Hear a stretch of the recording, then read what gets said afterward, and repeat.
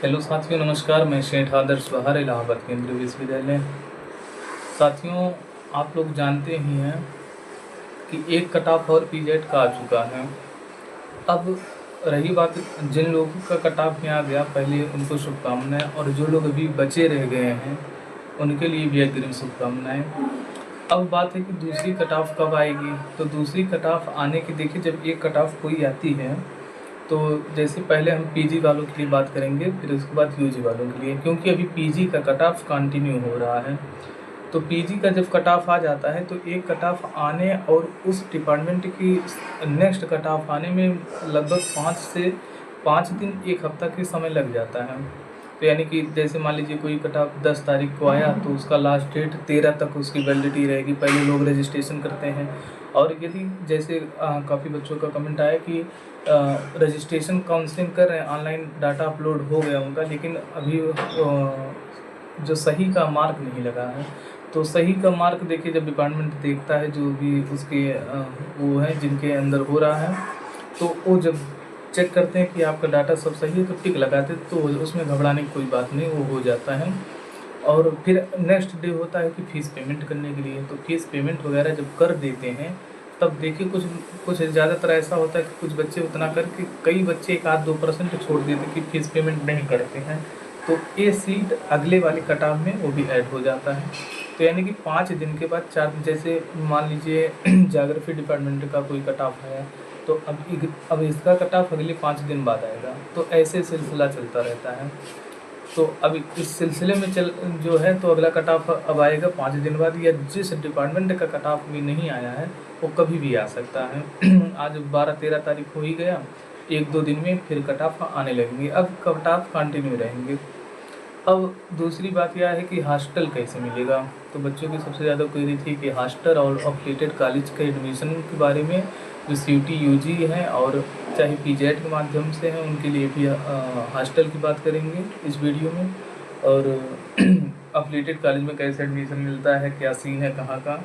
तो देखिए, जब भी यूनिवर्सिटी, सेंट्रल यूनिवर्सिटी अपनी कट ऑफ जारी करती है कैंपस, तो कैंपस के साथ ही साथ 1-2 कट ऑफ आने के बाद ज़्यादातर होता अक्सर देखा गया कि कॉलेज भी चालू कर देते हैं अपना एडमिशन लेना।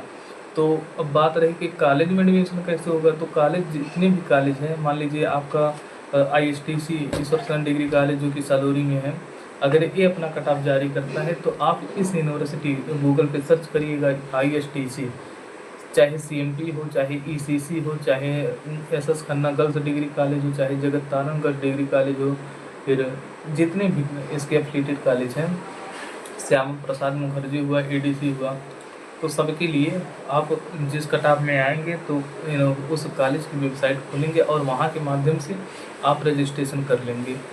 ध्यान रहे कि कॉलेज का फीस जो है कैंपस की फ़ीस से थोड़ा ज़्यादा होता है। जैसे यदि आपका कैंपस में 6,000 में कोई काम हो जा रहा है तो वहाँ लगभग 8,000 लग जाएगा, 8,000 9,000 या ऐसे हो जाता है। तो यानी कि कॉलेज का फीस थोड़ा सा ज़्यादा है कैंपस से, लेकिन एग्ज़ाम वगैरह सब सेम होगा। पेपर सब यहीं से जाता है, कापी सब यहीं से जाती है। तो कैंपस अभी कॉलेज मत भागिए। क्यों? क्योंकि अगर एकदम तक देखिए कि आप कैंपस के कट ऑफ में आ जाएंगे। तो यदि आपका नंबर बहुत ज़्यादा कम हो तो कॉलेज में एडमिशन ले लीजिए। अगर 2-4-10 नंबर, 20 नंबर का अंतर हो तो अभी रुके रहिए। अगर 20 नंबर तक रुके रहिए। इसके बाद देखिए कैंपस का कट ऑफ डाउन जाएगा तो आप ले लीजिएगा।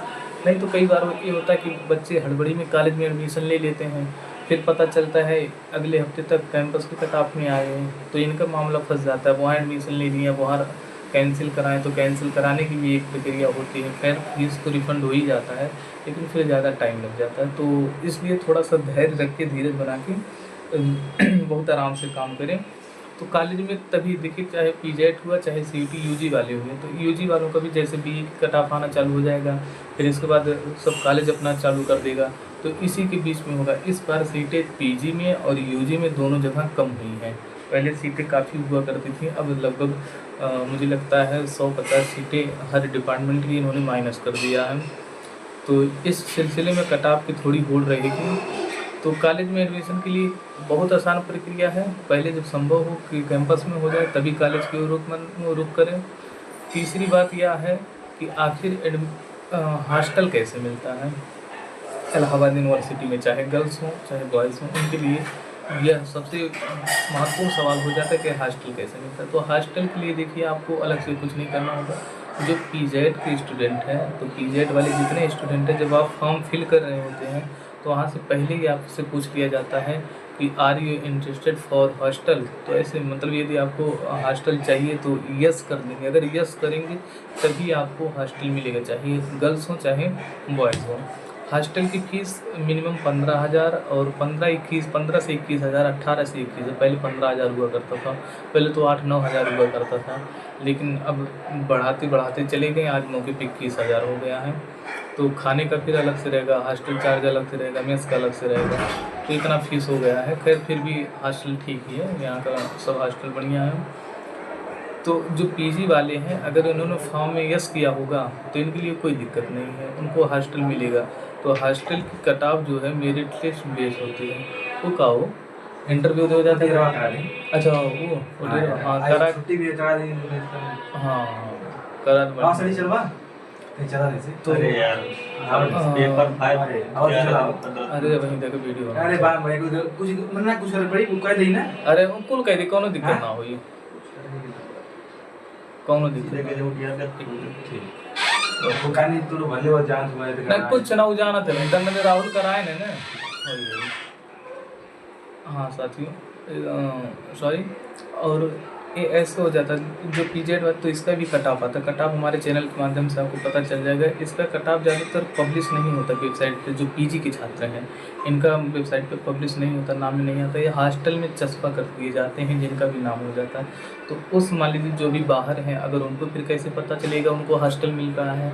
तो हमारे चैनल से यदि आप जुड़े रहेंगे तो सबका पता चल जाएगा किसको हॉस्टल मिल रहा है और किसको नहीं मिल रहा है। तो यही प्रक्रिया सीईटी यूजी में, सीईटी यूजी वाले जो छात्र हैं, अगर इस बार रजिस्ट्रेशन करते समय यस नहीं हुआ होगा तो अलग से फॉर्म इनसे फिल करवाया जाता है कि ये हॉस्टल विजिट करेंगे, हॉस्टल जाके वहाँ से कार्यालय से एक फॉर्म लेंगे और वहाँ फिल करके अपना डाटा वगैरह दे देते हैं। हॉस्टल कैसे और किन लोगों को मिलता है, पहली बात डिस्टेंस यहाँ मैटर करती है। यदि आप दूसरे प्रदेश से बिलोंग करते हैं तो आपको ज़्यादा संभावना है कि हॉस्टल मिल जाए। और सेकेंड चीज़ आपकी मेरिट भी डिसाइड करती है कि आपको हॉस्टल मिलेगा कि नहीं। खास बात, यदि आप प्रयागराज ज़िले के हैं तो आपको किसी भी कीमत से हॉस्टल नहीं मिलेगा। यदि आप दूरी मतलब 300 से अगर आपका दूरी है 250-300 और कैटेगरी भी डिसाइड करती है तो आपको हॉस्टल मिल जाएगा। तो हॉस्टल के लिए कोई चिंता का भी विषय नहीं है अभी, क्योंकि हॉस्टल की प्रक्रिया बहुत पीछे हो जाती है। लेट कम से कम आपको मिलेगा अक्टूबर में हॉस्टल, सितंबर अक्टूबर 2-3 महीने लग जाता है। तो इसके बाद जिनका भी एडमिशन पीजी में हो गया, इनका एक बार ऑफलाइन काउंसलिंग डॉक्यूमेंट वेरिफिकेशन होगा। तो सभी ओरिजिनल डॉक्यूमेंट लगेंगे।